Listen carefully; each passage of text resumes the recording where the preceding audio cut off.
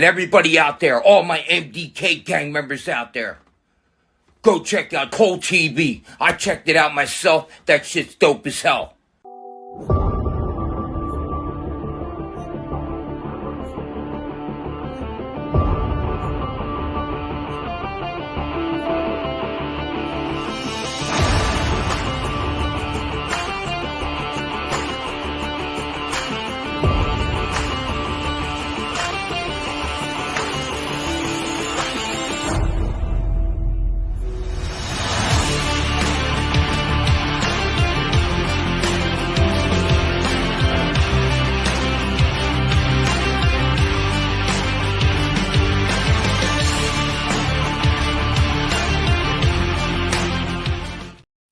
On this day, I see clearly. Oh shit, we're live. Greetings and salutations, everybody, and welcome back to Pro Wrestling 60, where we cover everything that happened in the world of professional wrestling this past week. I'm XLJ the OG, joined by my partner in crime, my brother from another, from Toronto, Ontario, Canada, Mr. B-Roll.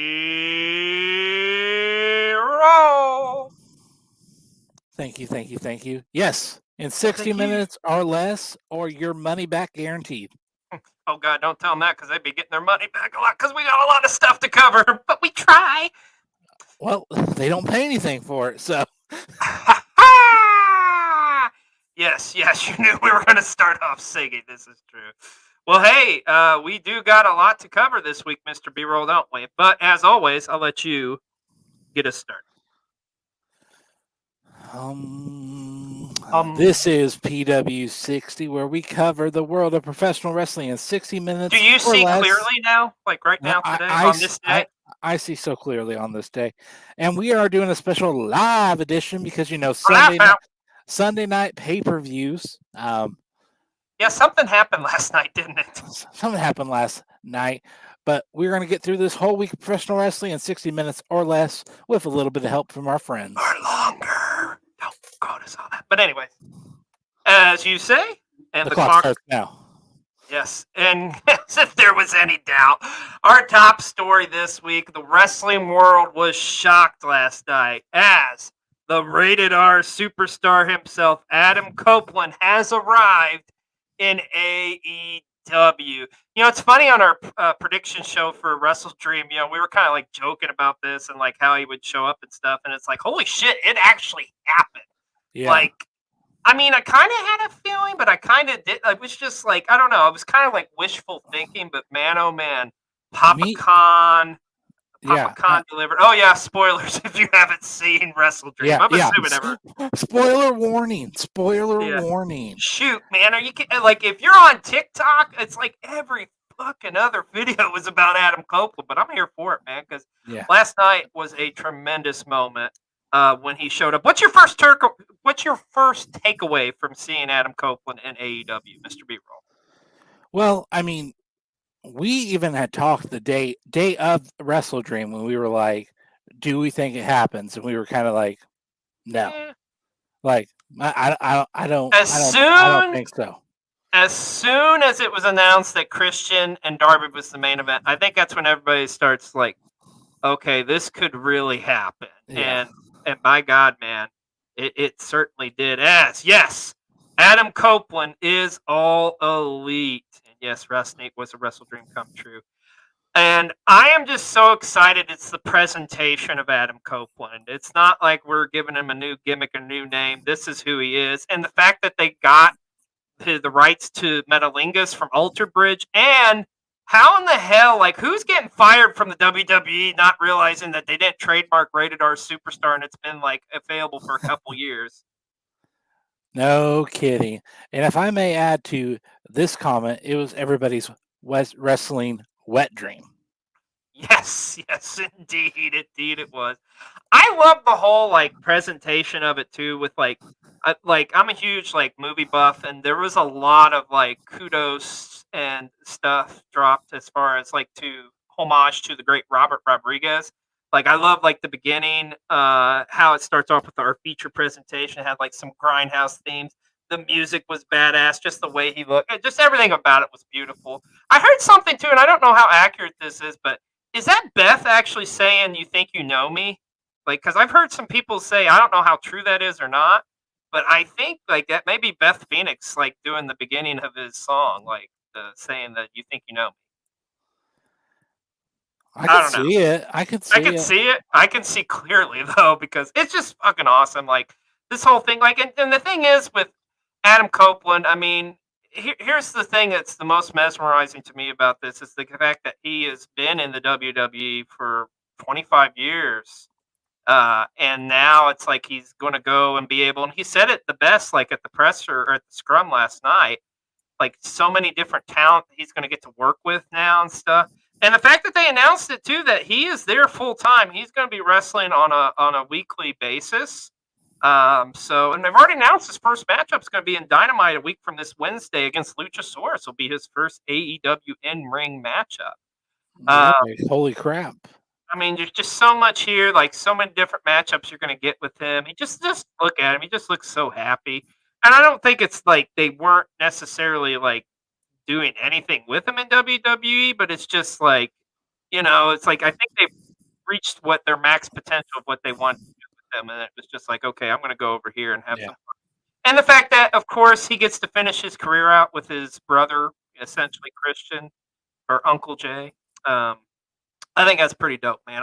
I'm so excited to see what's going to happen, and I feel like this too. And like I don't really want to like compare and contrast too much, but I'm just going to say this and kind of leave it at this. This to me is what it feels like when you bring in a huge name to help your company, and like this is how it actually should go down, and how you like genuinely like excited to be there. And I'm not saying a certain someone wasn't at one point, but I don't know. This just feels right. Everything feels right in the world to me right now. And I'm so excited to see what Adam Copeland does in AEW. He's going to help them out tremendously. He's like literally one of the greatest minds in all professional wrestling. I think John Cena once called him like the Frankenstein of wrestling, like just all the crazy stuff that he comes up with. And now we're going to finally truly get a Christian Edge program. Just let them like take the wheels, Papa Khan. Just let them do their thing. And I mean, that's all you really got to do here as far as this is concerned. But I do have to say this, Mr. B-roll. Like I say, I was literally ecstatic when this happened. I kind of had a feeling like right when like the way that the ending was going down, which we're going to talk about here in a minute. But I knew I was like, I have my phone next to me. I got to get my reaction. So I actually filmed this for TikTok, but I'm going to share with you all my reaction of when Edge showed up. This is going to be total destruction. He's got two chairs. Is this really going to... No.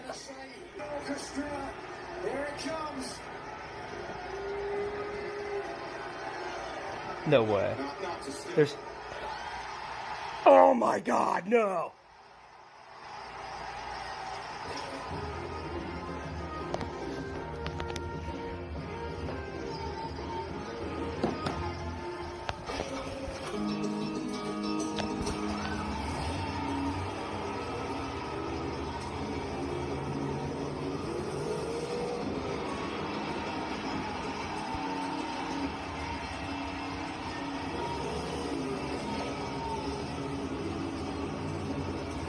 This is really fucking happening.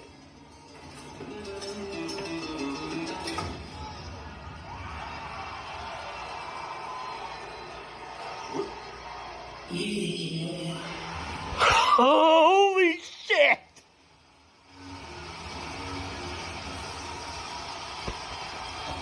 Oh my God, they got the music!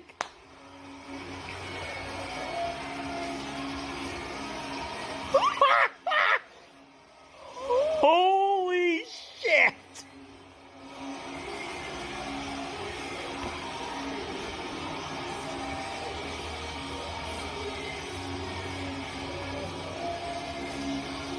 Oh my God.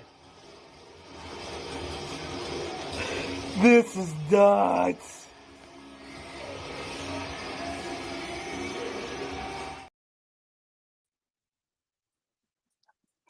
Yes, I couldn't even form words there, dude. I was so excited, man. Like, Edge is one of my all-time favorite wrestlers, and just to see him in a company that I love, I can't tell you how excited I am for this. I mean, here's the thing: whether you're a WWE guy, an AEW guy, it doesn't matter. This is good for all of wrestling, honestly, as far as I'm concerned. Yeah, that's exactly right, MJ. This is what wrestling is all about, man. But what a moment last night. But we got to talk about the moment that led to it, because we had a pretty hell of a main event. And I got to give you kudos, Mr. B-Roll. You called it in our prediction show what the finish of this match would be, as young Nick Wayne turned on Christian Cage. I guess just him sliding into his mom's DMs. Finally, it was just too much. I love the way that was set up, too, because I know your attention to detail for this. Don't you love how Nick Wayne was saying, what you screwed, you did? He said something like along the lines, you screwed my family, my father, blah, blah, blah. As soon as he started saying that, I was like, dude, he's talking to Darby, and he hits Darby. And that's exactly what happens. And yes, he does have the psychic abilities.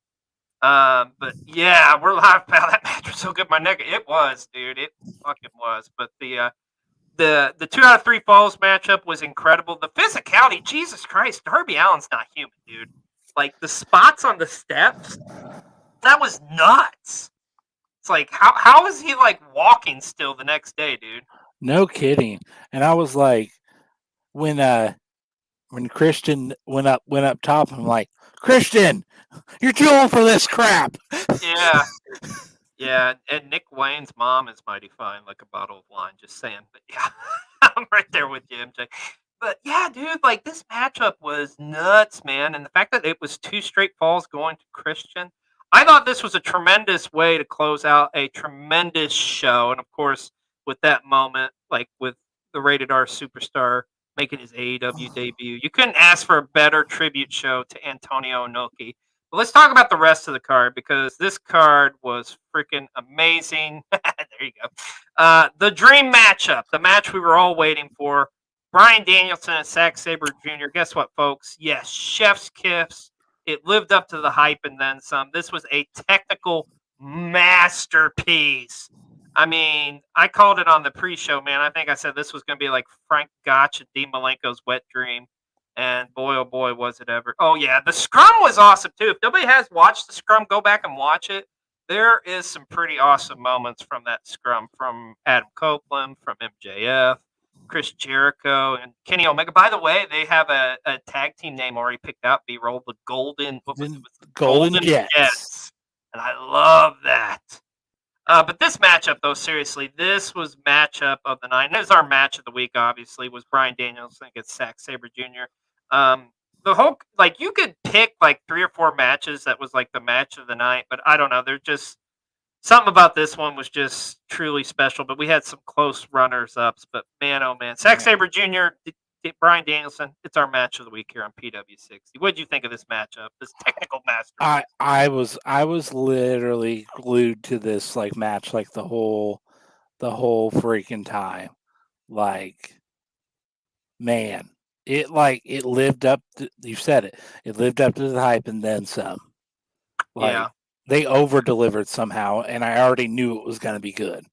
Yeah, dude, this matchup was nuts. I went back and rewatched it on my lunch break, and I was just like, yeah, this is God, this may be a contender for me for match of the year, honestly. I think so. It like I say, it lived up to the hype and then some. But man, oh man, this card was loaded. B-roll. Let's talk about the tag team titles being on the line, with FTR successfully retaining against Aussie Open in another classic. Now, the unfortunate news is, I don't know if you've all heard this yet or not, but it was just announced about an hour ago, I think. Mark Davis did end up suffering I believe, a broken wrist in this matchup. So he's going to he's going to be on the shelf for a little while, unfortunately. But man, oh man, Aussie Open, they brought it. But FTR proving once again why they are the best tag team going in wrestling today. I mean, if I'm being a nitpicking wrestling fan, was this match as good as the first one? The first one was just a masterpiece, but man, this was a pretty damn good follow-up to it. May not quite have been as good as the first one, but it's pretty damn it's a damn good watch, let's put it that way, on a loaded show. Yeah, and that was my thoughts, kind of it was kind of like they understood their assignment for this Yes. night. Like they were going to go out there and they were deliver a good match. It was, I mean, they were the main event of I think night 1 or night 2 of Royal Quest, Quest. whenever that was. Mhm. Like they understood the assignment. It was still a really good match. Wasn't quite. I wouldn't say it was as good as the first one, but It's a damn man, good follow-up, man. So, it's gonna be interesting to see, like, what happens with Aussie Open next. Hopefully Mark's not gonna be out for too long, but, man, Aussie Open is killing it right now, and I need a third matchup, I think, between these teams. I need it in my life, bro. Speaking of champions retaining, Chris Statlander retained her TBS championship and improved once again to be what she called herself, the beater of the unbeatable, as she defeated Julia Hart. This matchup was very good. And like, man, you've got a lot of people online talking a lot about Julia Hart, and like, she's easily a candidate for maybe most improved wrestler of the year. Because Julia Hart has had a phenomenal 2023. But man, Chris Statlander is just killing it still. Once again, she retains her TBS championship. And where does Stat go from here, man? I have no clue.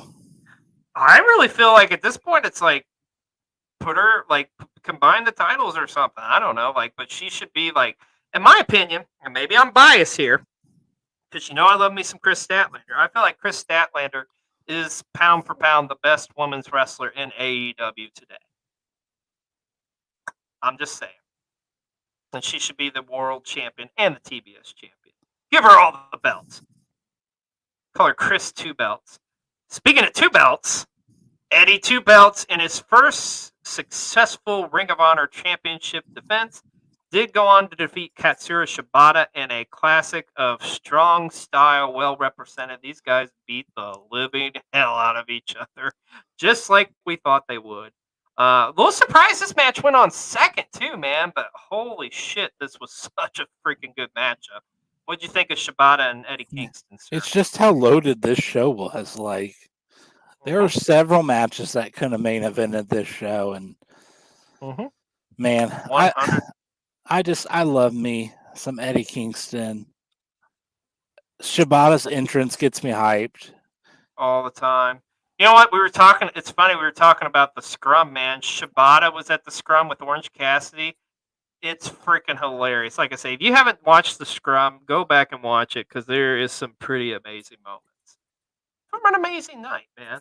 But this matchup was a classic, a true tribute to the late great Antonio Inoki, which Shibata was a huge student of his. So I'm sure Mr. Inoki is looking down in that squared circle and was proud of what these two men accomplished in this matchup. Speaking of retaining, once again, MJF was able to do the unthinkable and retain the Ring of Honor Tag Team Championship against the Righteous. And the Righteous had a good showing, but just not enough to stop one MJF. What do you think of this as the opener? I figured this would be the opener. I kind of had a feeling too. And I love how MJF took the mic at the beginning. Loved it. Oh yeah. And then I thought this was a solid opener, get the crowd into it. And like what I love about it too is and once again I keep going back to the scrum. MJF made an excellent point about this, how like, you can have wrestlers who do like all these crazy death defying stunts, but his goal is to like get simple things over, like a body slam. That was hilarious. I love that approach to it as well. It's like he said best at the scrum, man. You got so many different flavors of ice cream going on in AEW right now. There's literally a little something for everybody. But this was a great matchup. I'm not surprised that he retained, because I feel like we are going to get like, he's going to hold the belts probably until Adam Cole does come back from injury. But MJF pulling it out at Wrestle Dream. Talk about matches of the night. Holy guacamole. Hangman Page versus Swerve Strickland. Damn, this was a classic and an easily a contender for like our match of the week here on PW60. I know you're probably upset with the outcome, Mr. B-Roll, but damn, this was a good matchup. I mean, Swerve had a little bit of help. You A know. little bit. Just a little bit. But this matchup is so freaking good. My champ, MJF. Our scumbag. But dude, this matchup was so good. Let me ask you this. Does the momentum that Swerve got from this matchup, will it carry over? Will we see Swerve Strickland pushed in a main event role in AEW going forward? It's like I want to say yes, but I mean, if you look, there's like, and I'm not saying anything against Swerve. I'm just saying in general, there's a track record with AEW where they push somebody, and then it's like, okay, we get to that point or whatever, and then it's like, what do we do with you now? They're always good about the chase. So yeah, and obviously Swerve would still be in the chase, but I don't know. Is he going to continue with Hangman? Which I mean, I would watch them again. Well, I mean, it's obvious that Jay White's the next in line for the AEW championship, but Swerve would be an excellent candidate to be the next challenger after Jay White. Or who knows, maybe Jay White is the one who becomes and dethrones our scumbag. I don't think it'll happen, but you never know. But I think it's going to be interesting to see if Swerve continues feuding with Hangman or who he goes after next. Hell, I mean, I know Kenny's deep in a feud with the Callis family, but I'd love to see me a Kenny Omega Swerve Strickland matchup. Just saying. Tell you what I'd be okay with. What's that? We could finally pick up the Keith Lee feud. Oh, and get like a conclusion to that. I don't know though. Like, I mean, I feel like we've kind of all right. We've done that. Let's Keith Lee's doing his thing. Hopefully on Collision, they're going to start using him more. But I do think like last night, really, and MJ said it best. The scrum really set up Swerve for going for after the title, and I think he will be. I don't think he's going to be the next person in line, but I think he'll be after that. He's right in contention for that. So, but it's going to be interesting to see what Swerve does between now and then. And also at Wrestle Dream, the Young Bucks won a 4-way matchup to become the number 1 contenders for the AEW tag title. So that's setting up for the Bucks FTR 4. But the question is the stipulation going to stand where they can cash in their opportunity during any time they want? Just thankful that it wasn't last night. Yes, this is true. I'm very thankful for that. And of course, we mentioned Kenny Omega went to war with the Don Callis family, as it was Kenny, Chris Jericho, and Kota Ibushi going up against Will Ospreay, Takeshita, and Sammy Guevara. And ultimately, the Don Callis family did prevail. I'm not really surprised there. I agree with that, MJ. I was surprised that the Bucks won. And hey, what's up, Derek? How you doing, buddy? Hope you are doing well, and thank you so much for joining us on this live episode of PW60. But yeah, I'm not shocked with the outcome of this. I mean, this is going to be a rivalry that's going to go on for a little while. I mean, they did announce at the scrum that it's going to be Kenny and Jericho teaming up to take on Takeshita and Sammy this Wednesday night at Dynamite. So, yeah, I think we're far from over with this rivalry. What do you think, B-Roll?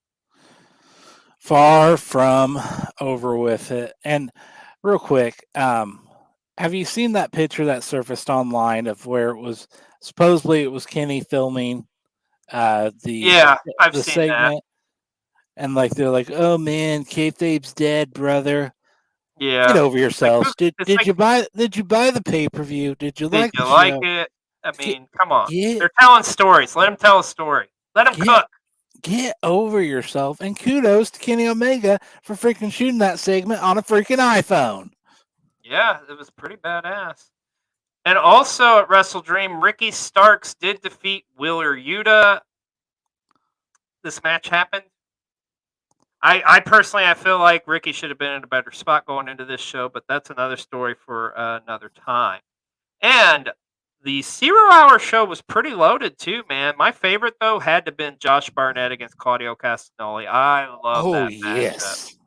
Yes, sir. Do you wonder if it was supposed to be Josh Barnett versus Moxley at Wrestle Dream?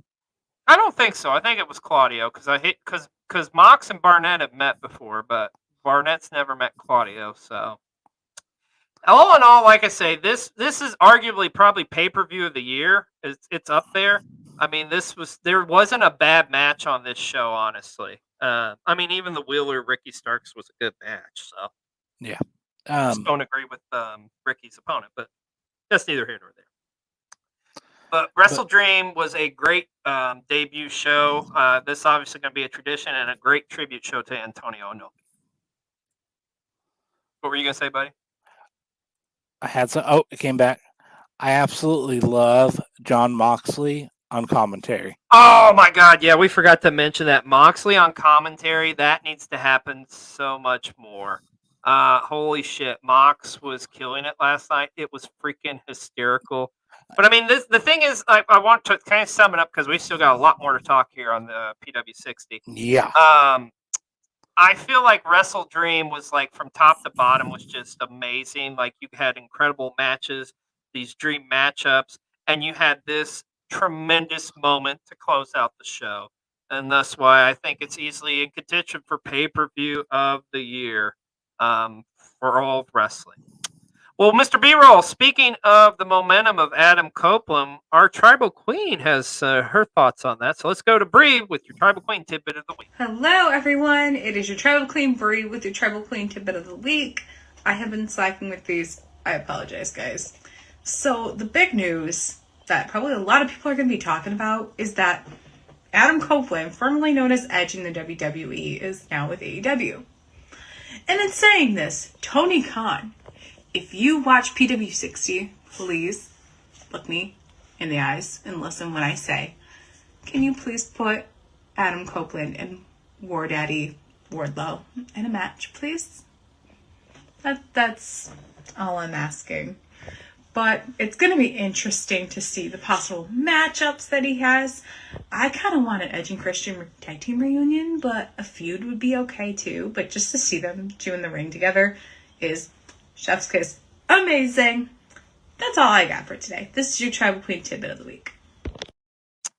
She makes a good point. I cannot wait to see what Adam Copeland's going to do. But Mr. B-Roll, oh yeah, by the way, that wasn't the only major show that happened this week.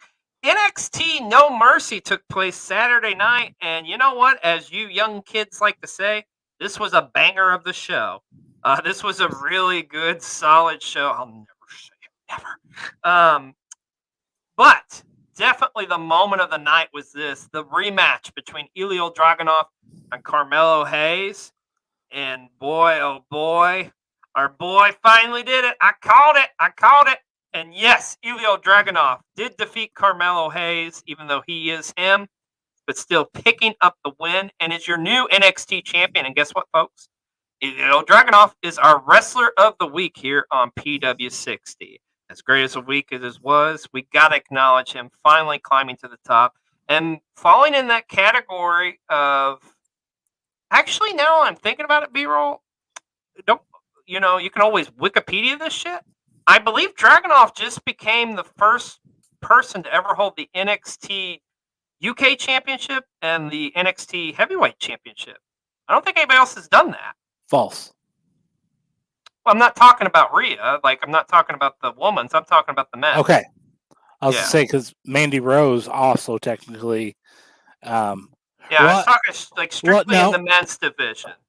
Because Gunther never held the NXT Championship. Well, technically... Wouldn't technically Braun, because they unified the titles? Who? Braun Breaker.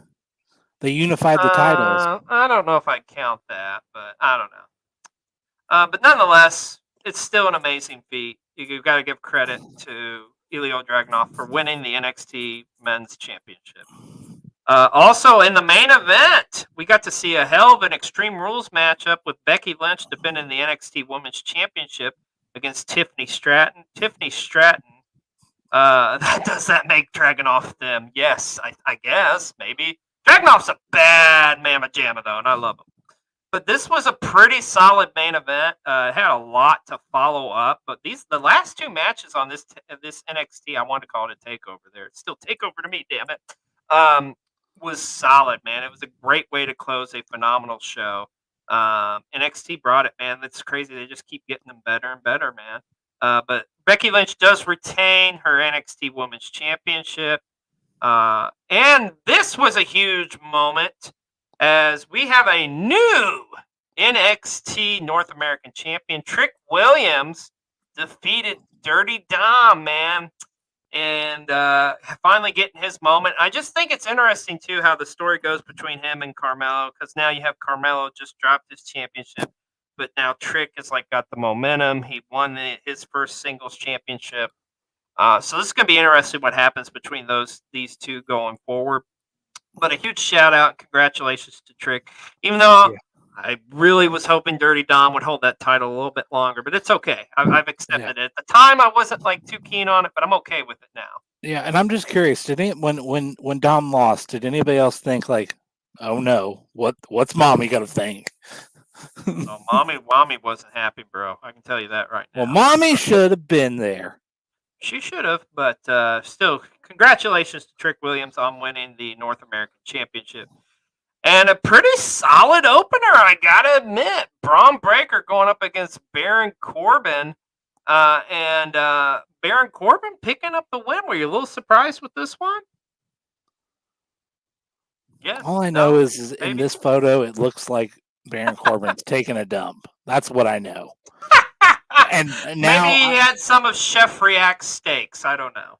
Now I can't get the image out of my head now. And thanks a lot. But it was a good matchup nonetheless. And Noam Dar retained his North. What the hell is this called again? The Heritage Cup, and the most confusing rule set in any wrestling match. I'm sorry, hot take. I am not a fan of the. Oh, I love this. I love this. I love it. I don't like it. I love it. Like it. I love Noam Dar. Oh my gosh. I like Noam Dar, and I love Pete Dunne. Now that's right. I said Pete Dunne. But I don't know. I just don't really feel like the rule. It's just too confusing and convoluted to me. I don't know. Maybe I'm nitpicking, but it's just it's not.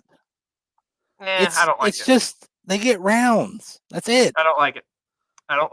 You used to watch the UFC? I did, but I don't like it. I'm just saying.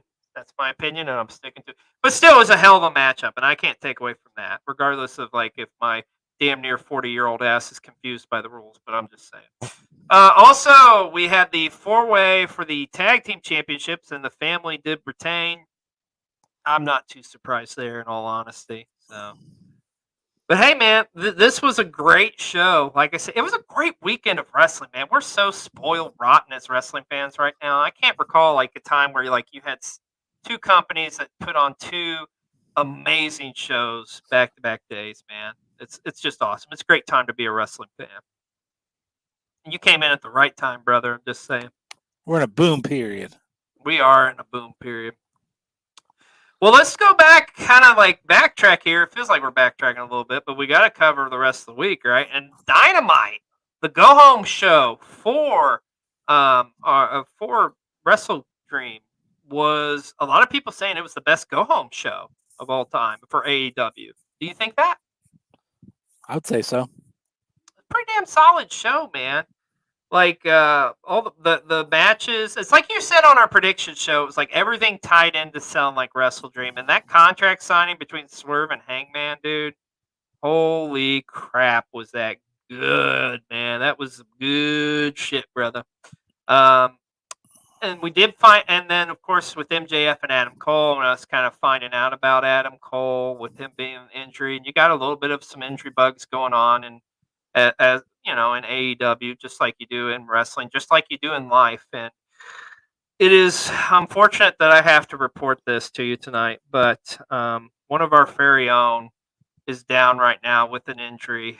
Actually, I can't really do it justice. Let's just go to our good friend, the Best Scout Machine. Adam West is the greatest Batman of all time. I don't care what anyone says. I know everyone out there is trying to say that Val Kilmer is the greatest. Oh God, my neck.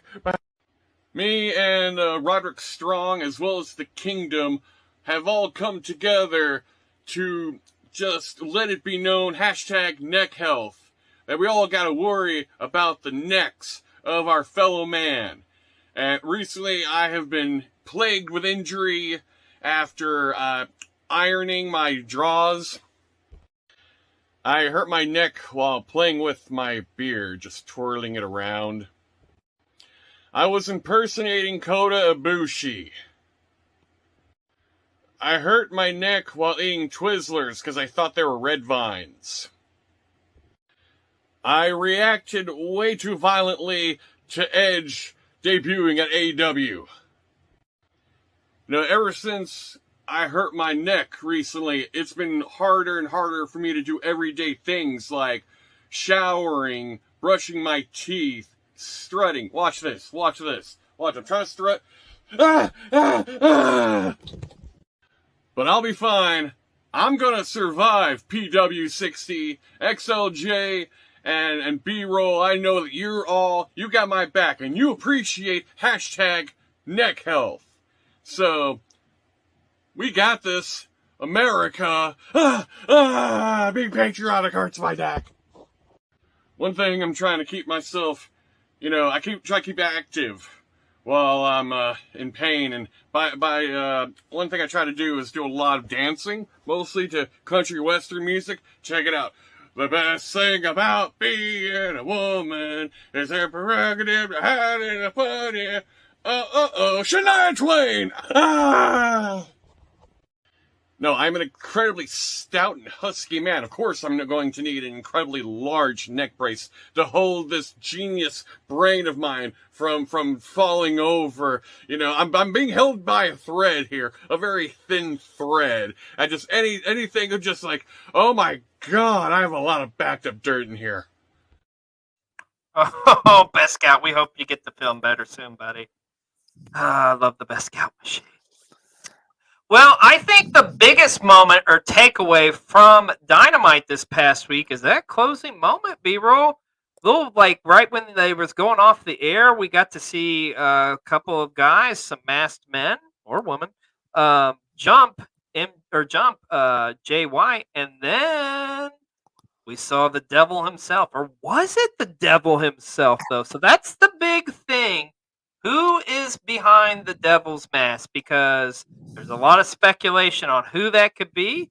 MJF did say at the scrum that it wasn't him. So I'll get your thought. I think I kind of have an idea who you're thinking. It's Adam Cole. Is it Adam Cole? A lot of people are saying that. And there was some hints dropped with the mask being in his cubby at the All In pay-per-view. Just saying, I had to get the cubby line in there. Yes.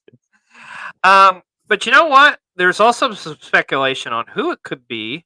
But we've got our very own Sienna, who is going to debunk that rumor about it possibly being maybe something to do with this. Let's take a look. So last night we all seen this happening before AEW Dynamite went off air. Of course, the mystery attackers attacking Bullet Club goal leader Jay White, and of course they did show the person that is wearing MJF's devil mask. I've seen a lot of videos going around, and I'm gonna try to debunk one of them, which none other than David Finley's Bullet Club, aka Bullet Club War Dogs, though, which they did posted it on social media though, and they're speculating because of it's Photoshop or something like that. Well, no, I'm gonna here to debunk it, y'all. Unfortunately, it's not them because they're still currently on tour with New Japan Pro Wrestling, and as of right now they're doing a not televised, it's only a house show. This just happened on Tuesday, September 26th, which, as you can see here, and I love the fact that the New Japan house show, they did reveal the match time and which one did use the finisher. Of course, Bullet Club War Dogs member Jola Maloney, Clark Connors, Gabe Kidd, and Alex Blockland defeated Piccolo, ELP, Kevin Knight, and Oscar Lube, which you can see the circle is a W and an X is a L. And unfortunately, on the bottom right here, Gaito, Chase Owens, and David Finley, they lost to Jaido, Tangaloa, and Tamatonga, of course. And they are still currently on tour, which unfortunately the results for today's show is not updated yet, but here it is. This is today's match lineup for the house show, The Road to Destruction. Of course, the team of Clark Connors and Joe Maloney of the Bullet Club War Dogs will be facing up against the team of Tiger Mask and Kevin Knight. And the rest of the members of the Bullet Club War Dogs will be facing up against the team of GOD and ELP. And on September 30th, which is this Saturday, of course, Road to Destruction will be televised on New Japan World.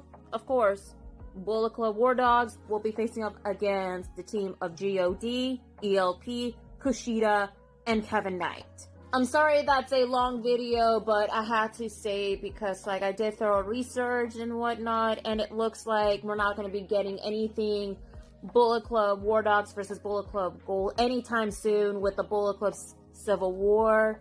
But I just wanted to kind of debunk it a bit because I've been seeing videos around and whatnot too. But anyway, y'all, hopefully we'll be finding out who is the mystery attacker for Jay White though. But hey, I'm here for the feud between Jay White and MJF and see where everything will be folded. So yeah, y'all. Well, there you have it. Huge shout out and thank you to Sienna for that report. And hey, it's crazy that we're just now getting to this because this is a huge story too. Jade Cargill officially has signed with the WWE and actually was at the Performance Center earlier this week. How do you feel about Jade going to the WWE? It's official, bro. Get out there and make that money.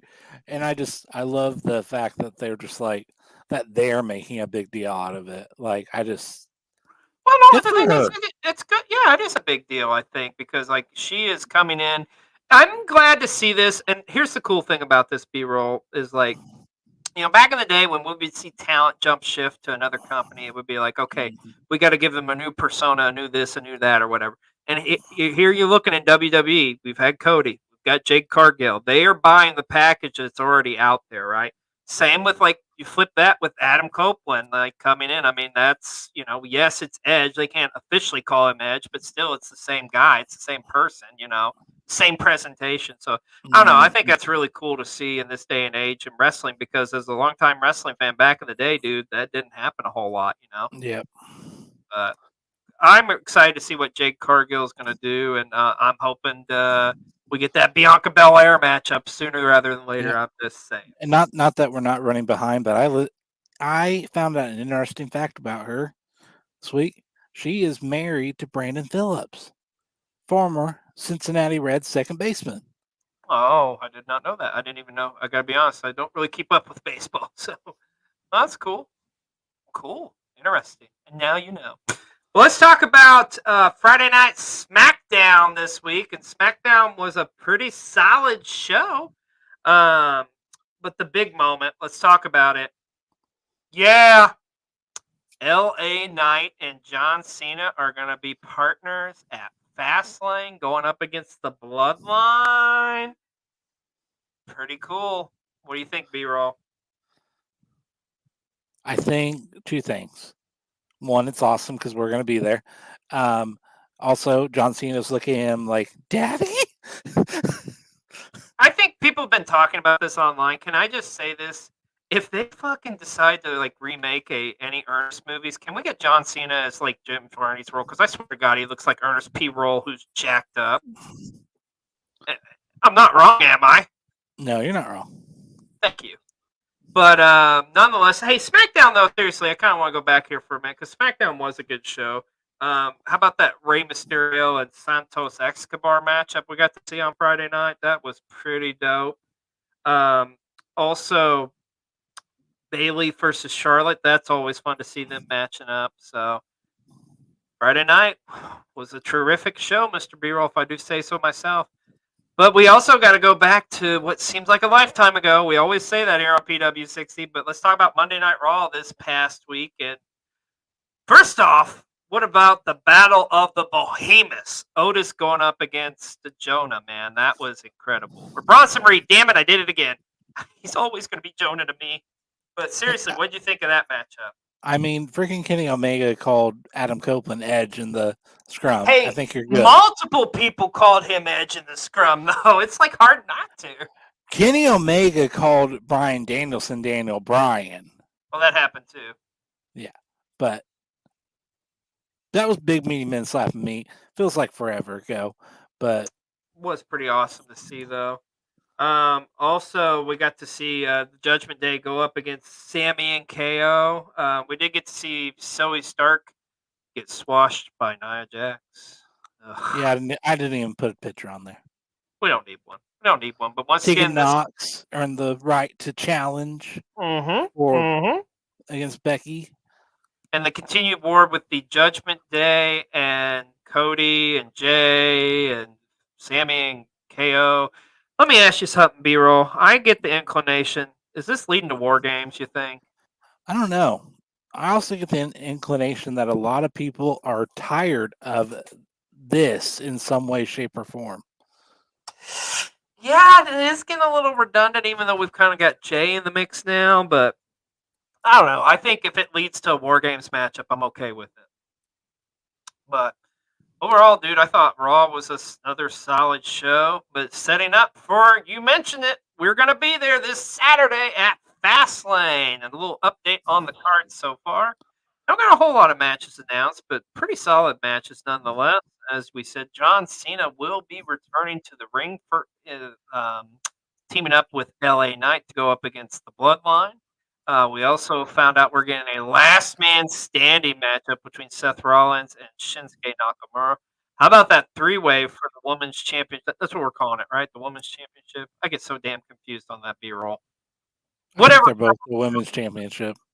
So Io Sky will defend against Asuka and Charlotte.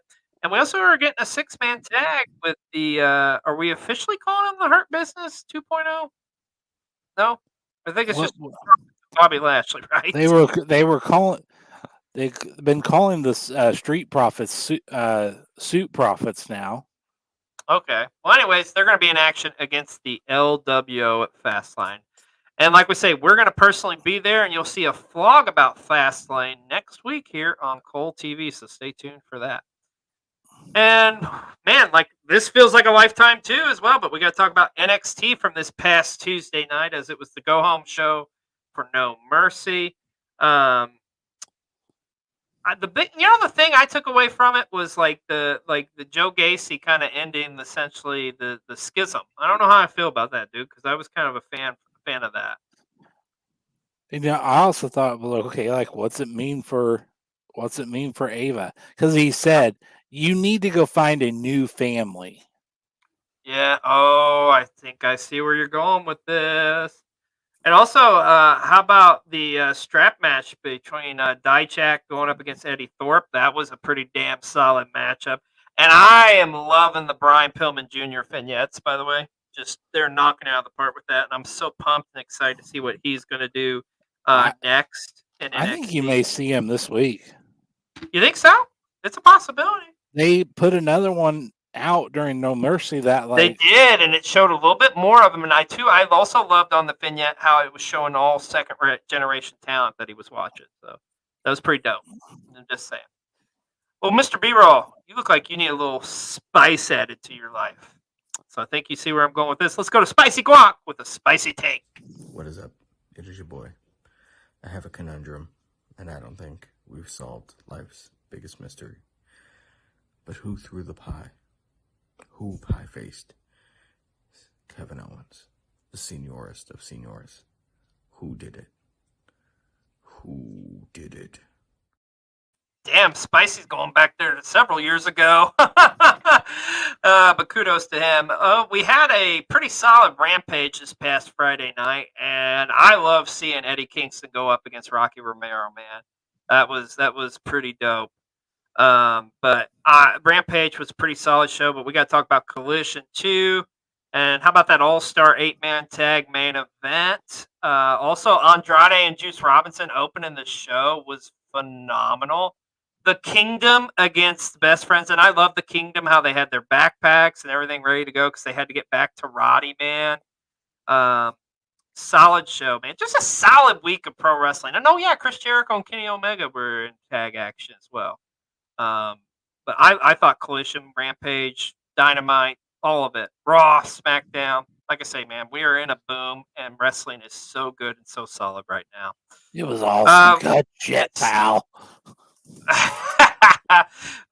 So we kind of alluded to this a little bit earlier, but apparently Adam Cole is going to have surgery, so he is going to be out for an extended period of time. Of course, the crazy wrestling fans like, is it a work?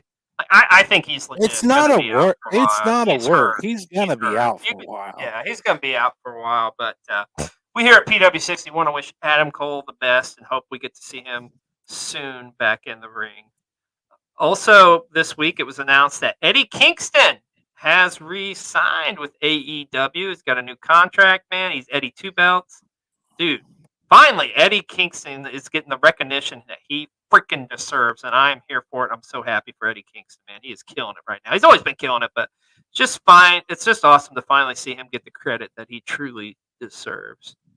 And how about this rumor from this earlier in this week? And this seems like a lifetime ago. So there was a rumor floating around about a week ago that Tony Khan had potentially purchased New Japan Pro Wrestling. It's like, come on, man, where are you getting this shit from? You know, there's an easy way to debunk this rumor because this was announced this week that New Japan Pro Wrestling will be in a partnership with Major League Wrestling and CMLL.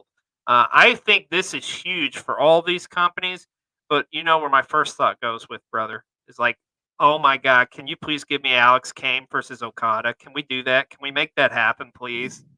Like, I'm just excited for the opponents Alex Kane can get out of this, dude. Like, this is going to be dope. Like, I can't wait to see how this partnership works and like who's really going to truly like benefit from this. What do you make of this partnership between these three companies, B-Roll? It's going to be interesting to see how it plays out, because I wonder,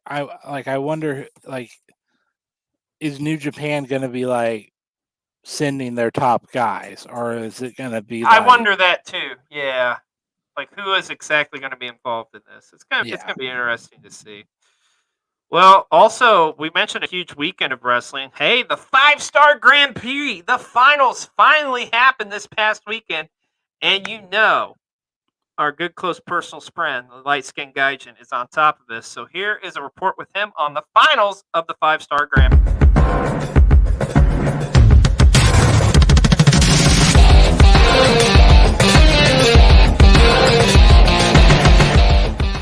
Hello, ladies and gentlemen. I am the light-skinned Gaijin Denar Ramon, and this is a quick recap of the 5-Star Grand Prix. Now, I will have a full review of the 5-Star Grand Prix over up on my channel, Light-Skinned Gaijin. Go ahead and subscribe to that channel, but make sure that you are subscribed here to Cold TV. But without further ado, let's get into the review. Now, as a lot of you know, a lot of injuries had been made and changes had to be made to the card. Sayakami Tani was out, Utami Hayashishita was out, and the night prior at New Blood 11, Starlight Kid injured her ankle. She was out. So, Mayu Iwatani, Julia, and Suzu Suzuki all competed in the pre-match battle royal that happened prior to the 5-Star Grand Prix final. And with that, Suzu Suzuki actually came out on top of this battle royal. And you figured that that would be the end of the night for Suzu Suzuki. Well, you would think wrong, because Natsuko Tora, Tam Nakano, and Shuri all were eliminated from competing in the 5-Star Grand Prix. So which means Suzu Suzuki was able to advance to the 5-Star Grand Prix with those three eliminating themselves. As for the Blue Stars, Julia was just waiting to see what would happen and see if she would coast to the finals of the 5-Star Grand Prix. Julia did get one of her scenarios as Mina Shirakawa lost her match to Saori Ano. However, Maika would end up defeating Mirai and would advance to the finals, eliminating Julia. So in our finals, representing the Red Stars, we have Suzu Suzuki, and in the Blue Stars, we have Maika. And this match was very spectacular to watch. In the end, it would be Suzu Suzuki who hit a beautiful Sky Twister press and would eventually hold down the Empress for the 1-2-3, giving Suzu Suzuki the victory and giving her the crown of the 5-Star Grand Prix winner. As stated, I will have a full review of this whole event as well as my thoughts about it on my own channel, Light-Skinned Gaijin. Make sure you subscribe to Cold TV so you don't miss a single episode of PW60. And remember, Joshi Wrestling is for everyone. Yes, it is. We're going to give a huge shout out to our friend Light Skin Gaijin. And it's just like, seriously, go give him a follow on his YouTube channel. He's just getting it started up, man. And like his reports on here have been phenomenal. Like I feel so well informed now about like Stardom and stuff. And like I like really, really think Stardom Wrestling is something everybody should be watching. But seriously, go give our friend Light Skin Gaijin a follow on his YouTube channel. He's got some amazing content and some amazing thoughts and views, not only on Stardom, but like on other aspects of wrestling as well. Now, speaking of Stardom, it looks like one of Stardom's brightest stars is apparently done with the company, as the very popular Maria May is wrapped up with Stardom. So the question is, where does she go next, Mr. B-Roll? I got a feeling she's going to end up in AEW. I don't know. It feels like people have been saying that for weeks, and who knows? Who knows? But it's going to be interesting to see because she is a very talented wrestler, and I can't wait to see where she goes next. And hey, let's talk about Impact Wrestling from this Thursday night. Another one of the great shows that you're probably sleeping on, but you shouldn't, man, because this show was loaded once again. Anytime you're getting Speedball Mike Bailey against Jonathan Gresham, a win is a win, brother. And I was pulling for Giselle Shaw to beat Trinity. It didn't happen, but man, oh man, there's going to be a day when she gets that Knockouts title. But that was a hell of a matchup from this past Thursday's Impact. Also, we got to see that street fight with Tommy Dreamer teaming up with Heath to go against Kenny King. That was pretty solid. I just drew a blank. Who was Kenny King's partner? It was Sheldon Jean? Yeah, thank you. I was like, man, wait a minute, who? Because I was so focused on like the Dreamer King stuff. But solid Impact. And speaking of Impact Wrestling, some interesting stories coming out this week. This one, Sami Callihan, the Death Machine, is a free agent now. So, and it doesn't sound like he's going to re-sign with Impact. So that's going to be interesting to see where he ends up. But he's not the only one, as PCO is about to become a free agent too. So cannot wait to see where both of these guys go. But wherever they go, it's going to be awesome because they're very talented wrestlers. I can't wait to see what they do next. Also, it was announced this week, and this is a Saturday night side of things, is that Alpha Anoia Jr. was hospitalized, having some serious health issues. We here at PW60 want to wish him well, and hopefully he gets healthy and back on track and out of the hospital. It's not fair, B-roll. Why? Fuck you, stars, you fucking assholes. Heels season 2, or Heels has been canceled after 2 seasons. Like, this is utter bullshit. I literally just got into this show, left it on a huge fucking cliffhanger, and now you pull this shit. Do you think Heels will find a new home? I hope to God they do, right? I hope so. I hope so. It's heartbreaking. And if you watch Heels, man, especially the last episode, like if you know, yeah, 100%. But I really hope Heels does get to finish up on some network or something. My suggestion, I think it'd be cool if it went on like one of these wrestling streaming like platforms, like Premier Network or something. I think that'd be pretty dope. Or I mean, like if Max is gonna be like adding AEW, like he's friends, they're friends. It makes sense, right? But bring Heels back, damn it. Let's get that hashtag going. It's got to happen, man. And hey, speaking of shows, of course, we know the wrestler show is very popular right now on Netflix. One of the stars of that show, Hollywood Haley J, actually had a tryout with WWE, but was pulled from the tryout, supposedly due to health reasons.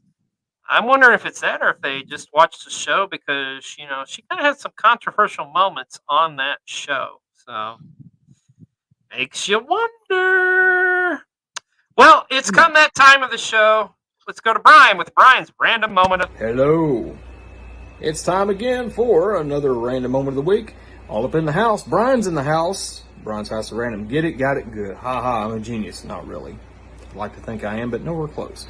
Hi, so let's get back at it again. Looking at building the ultimate versions of refactions throughout wrestling history and wrestling companies.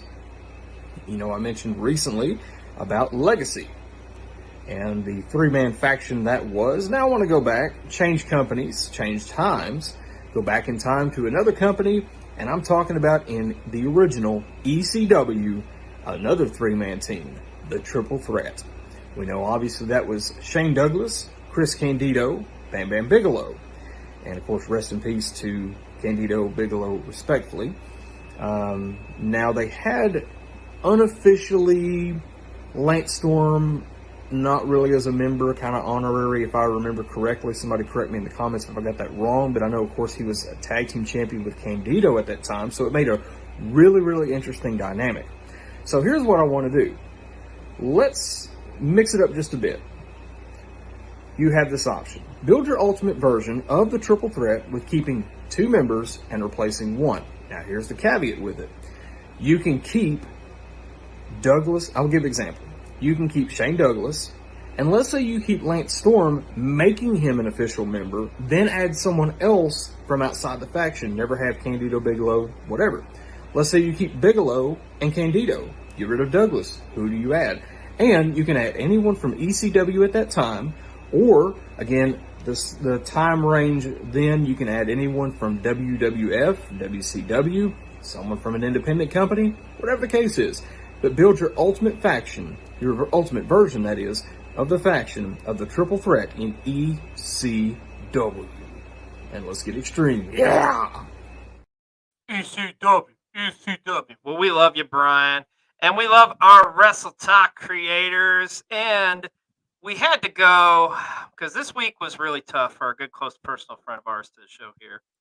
Shanna Hill, if you don't know the story, pretty much Fight TV and their infinite wisdoms, a bunch of fucking assholes that they are, decided to take her account down and pretty much screwed her out of all her hard work she put in.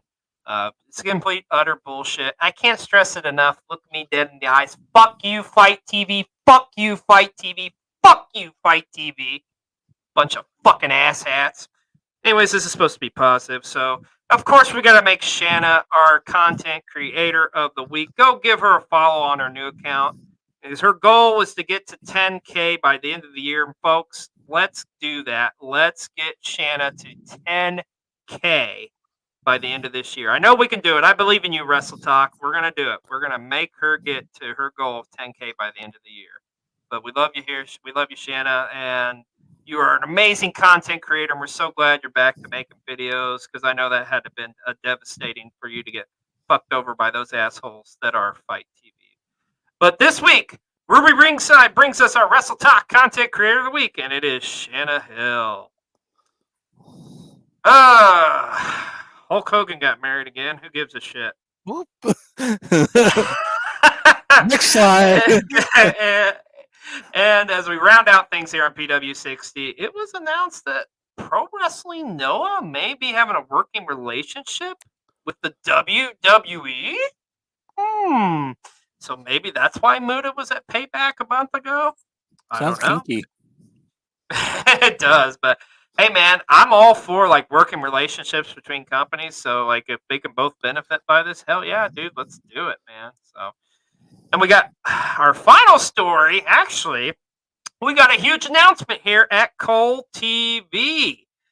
We will be in Wisconsin for the Janesville Wrestling Alliance's Bomaye Birthday Bash. That's right. We're actually one of the sponsors here on this show, and we're so excited to make our first appearance here for the JWA. And our boy, MLW's World Heavyweight Champion Alex Kane, will be front and present for his Bomaye Birthday Bash. We are so excited. We will have a vlog coming out of this here in a couple weeks, but hey, if you're in the Janesville area, join us October the 21st. We're going to be there. We're going to have a table there. We are so excited. How excited are you to be at the JWA's Bomaye Birthday Bash, B-Roll? Bomaye! Bomaye! Bomaye!